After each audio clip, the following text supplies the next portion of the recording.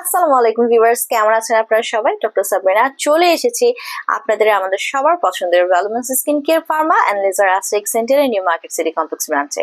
আপনারা কিন্তু জানেন আমাদের আরো দুটো ব্রাঞ্চ রয়েছে, কলাবাগান ধানমন্ডি একটি, আরেকটি রয়েছে বনানীতে। সো স্কিন কেয়ার রেভলিউশনের লেজার অ্যাস্থেটিক ডার্মাটোলজিতে বটক্স কিন্তু এখন খুব হাইপ একটি ট্রিটমেন্ট হয়ে গেছে। সো কম বেশি সবাই কিন্তু আপনারা বটক্স সম্পর্কে জানেন। তারপরও আমাদের ক্লায়েন্টের সুবিধার্থে এবং অনেক ক্লায়েন্টের কোশ্চেন কিন্তু থাকে বটক্স নিয়ে, তারা জানতে চান বটক্স কি, কিভাবে হচ্ছে যে প্রসিডিউর গুলো সম্পন্ন করা হয় এবং কারা করবেন, তাদের জন্য আজকের এই ভিডিওটি।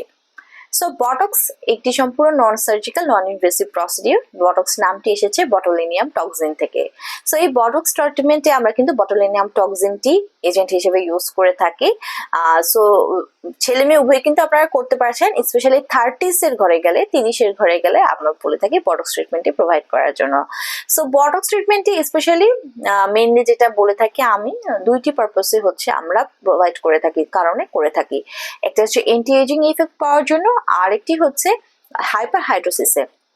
সো এন্টি এজিং প্রসেসে যাদের স্কিনে অলরেডি এজিং এর সাইন এন্ড সিমটমস চলে এসেছে, বলি রেখা পড়ে গেছে, যাদের ফাইন লাইনস রিঙ্কেলস চলে এসেছে, অথবা যাদের স্কিনটা অনেক বেশি ঝুলে পড়েছে, সেখানে কিন্তু বটক্স ট্রিটমেন্টটা আমরা ফলো করে থাকি।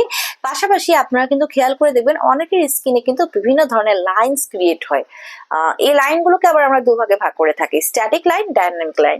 স্ট্যাটিক লাইন কোনগুলোকে বলি? যেগুলো দেখা যায় যে বেশিরভাগই আমাদের ক্লায়েন্টের স্কিনে সবসময় যে লাইনগুলো রয়ে যায়, যেমন দেখবেন অনেকের কপালের এই জায়গাটা কুচকে থাকে, আপনারা এনি টাইম মানে সবসময় 24/7 থাকে, যেটা কিন্তু ডিসঅ্যাপিয়ার হয় না। কারো চোখের পাশে থাকে ক্রফিটের মতো, যে অনেকটা কুচকিয়ে যায়, যাদের স্পেশালি যাদের এজিং প্রসেসটা স্টার্ট হয় তাদেরকে।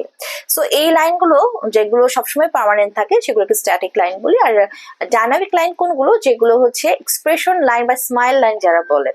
সো বিভিন্ন ধরনের এক্সপ্রেশন যখন আমাদের ক্লায়েন্টরা দেন, স্মাইল হতে পারে, অ্যাংরি হতে পারে, ক্রাই হতে পারে, তখন কিন্তু বিভিন্ন ধরনের লাইন আমাদের ফেসে ক্রিয়েট হয়, স্পেশালি সারাউন্ডিং দ্য মাউথ এরিয়াতে।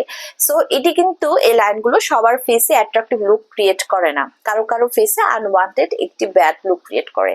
সো তখন কিন্তু আমরা ক্লায়েন্টদেরকে, আমাদের ক্লায়েন্টরা চায় যে আমরা যত এক্সপ্রেশন দিই এই লাইনগুলো যেন না ক্রিয়েট হয়, ঠিক আছে? সো সেই ক্ষেত্রে কিন্তু আমরা বটক্স ট্রিটমেন্টটি করে থাকি।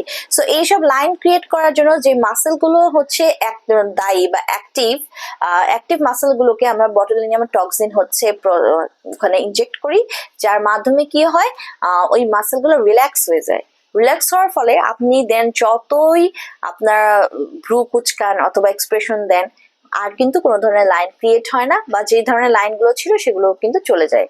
সো একটি বটক্স সেশন নিলে আপনারা রেজাল্ট পাবেন 4 থেকে 6 মাস, কিন্তু সেটি হচ্ছে স্থায়ী থাকছে।